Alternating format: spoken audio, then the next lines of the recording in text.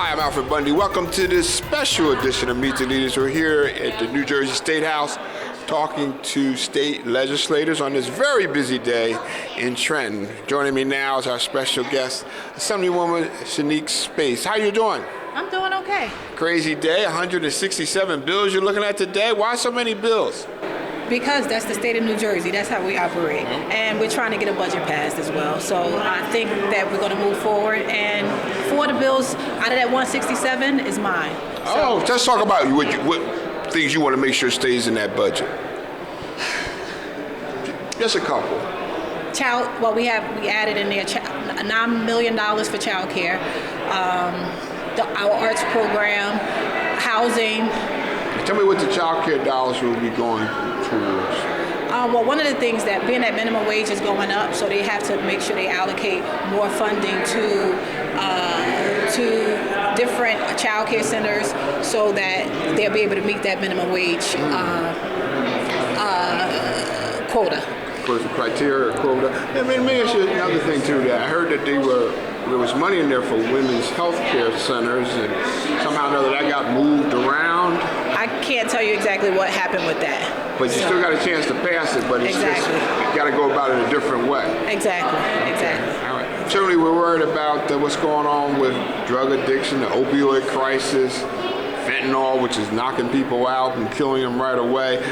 Any support dollars in this budget in that area? I'm not sure exactly the total amount, but it is some support dollars. And I also have a bill that'll be presented on today in regards to pregnant women and opioid use to make sure that nurses, physicians have that extra training so that before they issue any medications that they'll be able to do it the right way. Oh, that's very good to hear about. Now, certainly our fares continue to go up on New Jersey Transit, but people are not happy with the service yet.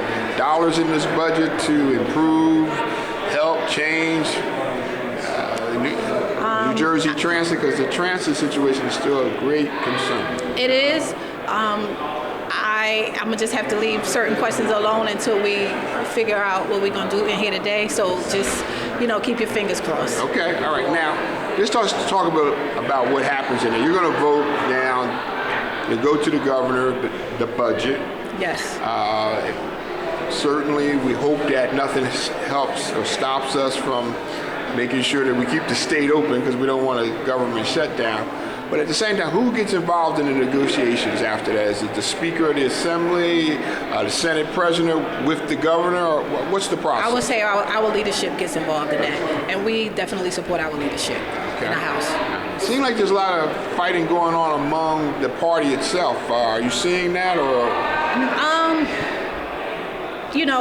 When you're trying to do what you have to do for the constituents and for people in your community and for our districts, that comes with the territory. Sure. So basically, one person might pull one punch, another one might do another punch, but at the end of the day, it will be some resolution. Now, a lot of commercials, a lot of billboards for millionaires tax. The governor's out there really beating the drum. Is that going to be in there? Well, it's not in today's budget that the Assembly will be voting on, but we'll see what happens with negotiations afterwards. Okay.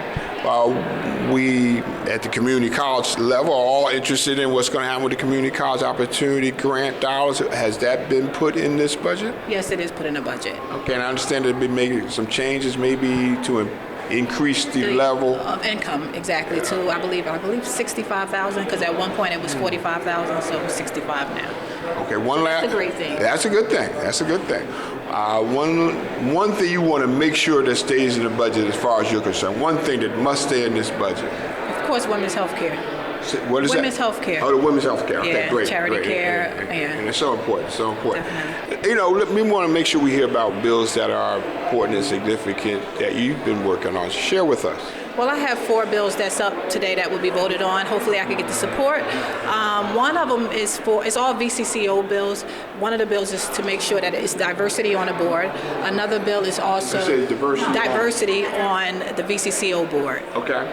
Another bill is for a pilot program for nonprofit organizations, because oftentimes we have people in our community that's doing outreach to victims and they're not getting compensated for it. So I just want to make sure that the nonprofit organizations that my community is getting compensated for it, getting the resources that they need to help these victims out as well.